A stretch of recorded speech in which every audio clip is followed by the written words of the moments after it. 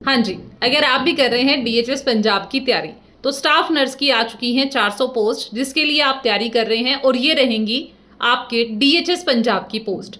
तो आप सभी के दिमाग में अब बार बार आप सभी का एक ही सवाल है कि मैम इसका जो सिलेबस है, जो पैटर्न ऑफ एग्जाम है वो क्या रहने वाला है, क्योंकि कुछ बच्चे जो हैं वो डीएचएस पंजाब का जो पेपर है वो पहली बार देने वाले हैं और जिन बच्चों ने पहले एग्जाम दिया है तो हर बार जो पैटर्न है वो चेंज हुआ है। एग्जाम तो इसका बाबा फरीद यूनिवर्सिटी ही लेने वाली है, लेकिन जो पैटर्न है एग्जाम का वो क्या रहेगा, सिलेबस में कौन कौन से सब्जेक्ट हैं। काफ़ी बच्चे जो हैं वो आप अगर सर्च करते हैं किसी भी अनऑफिशियल वेबसाइट से तो वहाँ पे आपको दिखाई देगा कि मैथ, रीजनिंग, अदर सब्जेक्ट्स भी आने वाले हैं। ठीक है ना। तो इसी मिथ को दूर करने के लिए आज का जो ये वीडियो है आप लोगों के लिए लाया गया है। वीडियो को एंडिंग तक जरूर देखिएगा और अगर आप भी कंप्लीट प्रिपरेशन करना चाहते हैं तो आप भी जुड़ सकते हैं रेगनार नर्सिंग एकेडमी के साथ में। आपको पिछले 4 साल से मिल जाएगा रैंक फर्स्ट पंजाब में और मैक्सिमम सिलेक्शन देने वाली एकेडमी, जो कि पंजाब की नंबर 1 नर्सिंग एकेडमी है। तो चलिएगा सिलेबस की बात करते हैं। सिलेबस में देखिएगा कोई भी आपको मैथ, रीजनिंग, जीके कुछ भी नहीं आने वाला है। आपका जो सिलेबस रहेगा वो सिर्फ और सिर्फ नर्सिंग का रहेगा। लेकिन मैम ये तो डीएचएस का एग्जाम है, वहां पे बोला गया है कि आपका पंजाबी लैंग्वेज का टेस्ट रहने वाला है, तो पंजाबी लैंग्वेज का टेस्ट जरूर होगा आपका। मान लो आपका 50 नंबर का जो है वो पंजाबी लैंग्वेज का टेस्ट होगा, उसमें से आप लोगों के 25 से ऊपर नंबर आने चाहिए। मतलब अगर 50 नंबर का पेपर हो रहा है तो एटलीस्ट आपके 27-28 नंबर जरूर आने चाहिए, मतलब 26 से ऊपर ऊपर आए। ठीक है ना। एक दो क्वेश्चन का फिर वैसे ही है कि कई बार ऑब्जेक्शन आप लोग लगाते हो वो मानते नहीं है, तो मतलब आप सेफर रहोगे if you are having more than 30 marks. ठीक है ना। वैसे सिर्फ 50% जो मार्क्स है वो आने जरूरी हैं, लेकिन एक दो में पिछली बार ऑब्जेक्शन लगा था, उन्होंने माना नहीं था, तो काफी सारे बच्चे थे जो पंजाबी में फेल भी हो गए थे इसी रीजन से। तो भाई आपको इस बैच के अंदर जो पंजाबी का सिलेबस है वो भी मिलने वाला है, जिसमें आप पंजाबी में आराम से 50-45 जो आपका जो भी 50 नंबर का पेपर होता है तो 40 से 45 नंबर आप आराम से निकाल लोगे। ठीक है। अब दूसरा मैम ये तो था हमारा, देखो आपका जो पंजाबी का एग्जाम है वो सेम जिस दिन आपका नर्सिंग का एग्जाम होगा उस दिन भी हो सकता है। ठीक है ना। अभी इन्होंने मेंशन नहीं किया है कि दोनों एग्जाम अलग अलग होंगे या साथ में ही होगा। अगर पिछले पैटर्न के अकॉर्डिंग देखें तो एक बार अलग भी हुआ था और एक बार सेम डे भी हुआ था। तो सेम डे होगा तो पहला सेक्शन आएगा पंजाबी का जिसमें 50 नंबर होंगे, जिसमें से आपको 25 से ऊपर नंबर लेने जरूरी होंगे। उसके बाद में जो 90 क्वेश्चन आएंगे वो आएंगे नर्सिंग के। अब आपको नंबर 90 में से आप कितने मार्क्स लेते हैं वो डिसाइड करेगा कि आपका सिलेक्शन होगा या नहीं। काफ़ी बच्चे ये सोच रहे होंगे कि मैम पहले तो हमारा जो सिलेक्शन है, मेरी फ्रेंड का सिलेक्शन तो 60, 65, 68 नंबर पे हो गया था, 70 नंबर पे हो गया था, लेकिन अब ऐसा नहीं है।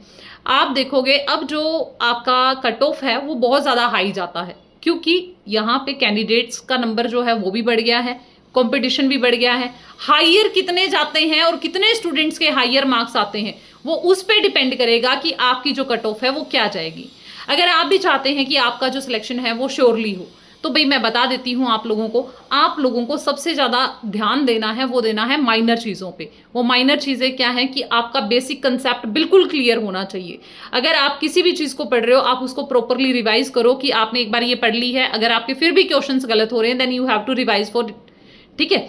देन सेकेंड थिंग रहेगी कि मैम कुछ सब्जेक्ट्स ऐसे बता दीजिए जो कि बहुत ज़्यादा इंपॉर्टेंट है। वैसे तो नर्सिंग सारी ही इंपॉर्टेंट है, लेकिन देखो डीएचएस का अगर पैटर्न देखें साल 2019 का तो आपको उसमें उस पेपर के अंदर आपको एक सिंगल लाइनर, एक भी क्वेश्चन ऐसा नहीं मिलेगा जो सिंगल लाइनर आया था।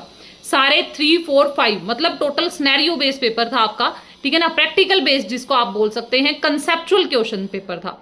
लेकिन बाबा फरीद यूनिवर्सिटी का पिछला पेपर उठा के देखें तो वो बिल्कुल नील के मतलब लेवल का था, जिसमें सिर्फ 1 लाइनर आए थे।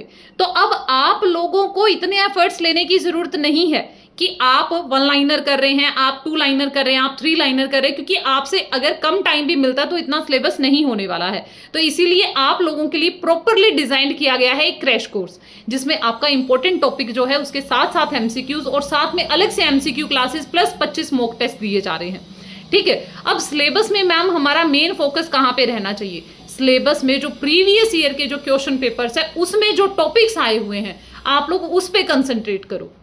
वहां पे टॉपिक जो है ऑलमोस्ट 30 to 40 टॉपिक्स ऐसे होते हैं जो हर बार एग्जाम में रिवाइज होते हैं।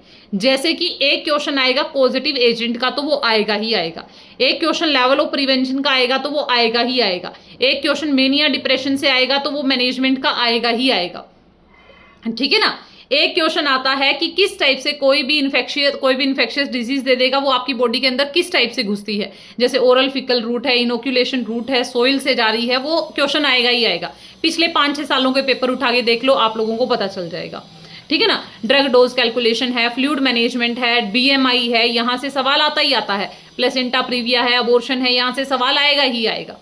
ठीक है ना। तो आप अगर इन छोटी छोटी चीजों पे काम करते हो, अभी आप लोगों के लिए ये जरूरी नहीं है कि आप कितना पढ़ रहे हो, अभी ये जरूरी है कि जो पढ़ रहे हो वो आपके एग्जाम में आएगा या नहीं आएगा।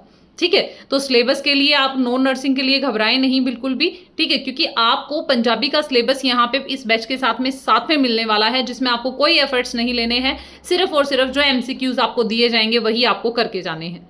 ठीक है भाई।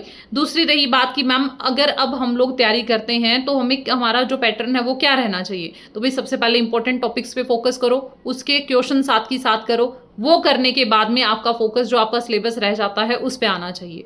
ठीक है। पंजाबी का सिलेबस अगर आप 10-20 डेज पहले भी एग्जाम से पहले 10-20 डेज 2-3 बार रिवाइज कर लोगे, जो कंटेंट आपको दिया जाएगा 2 बार आप रिवाइज कर लीजिएगा, आपका सिलेक्शन कोई नहीं रोक सकता पंजाबी के लेवल पे। तो ठीक है ना। और जो भी बच्चे हैं जिनको ये कंफ्यूजन है कि मैम हमें कब तैयारी शुरू करनी चाहिए, तो मैं आप लोगों को बता दूं कि जितना जल्दी आप तैयारी शुरू करेंगे उतना ज़्यादा आपके लिए बेनिफिट है। क्योंकि ये सिर्फ अगर आप लोगों ने अभी तक तैयारी करना शुरू नहीं किया है तो आपको पता नहीं है कि अभी कंपटीशन कितना है। ठीक है। एक बार आप कोई मॉक टेस्ट देके देखिए, आपको पता चल जाएगा कि कितने बच्चे उसको अटेम्प्ट कर रहे हैं और आप कितने बच्चों से आगे और पीछे हैं। तो ये बेस्ट टाइम है प्रिपरेशन का। एग्जाम के फॉर्म भरे जाने लगे हैं आज से, और भाई ये एग्जाम के फॉर्म जो है कंप्लीट होते ही क्या पता आपके एग्जाम की डेट भी आ जाए, तो उस टाइम पे आप प्रिपरेशन कैसे करोगे। तो जिन बच्चों को सिलेक्शन लेना है, जिन बच्चों ने फॉर्म भरना है, फॉर्म वही बच्चे भरें जिनको सिलेक्शन लेना है, और जिनको सिलेक्शन लेना है वो आज से ही पढ़ना शुरू कर दें। अगर आप ये सोच रहे हो कि मैम आज फॉर्म भरेंगे 10 दिन बाद हम पढ़ाई शुरू करेंगे उस, या फिर एग्जाम डेट आने के बाद पढ़ेंगे, तो कोई फायदा नहीं है। क्यों 2300-2400 रुपये लगा रहे हो, है ना। अगली बार ट्राई कर लेना जब आपकी तैयारी हो। तो बेस्ट टाइम है, इसको एक भी मिनट वेस्ट ना करके अपनी जो तैयारी है वो शुरू करो, ताकि आप अपना सिलेक्शन सिक्योर कर पाओ।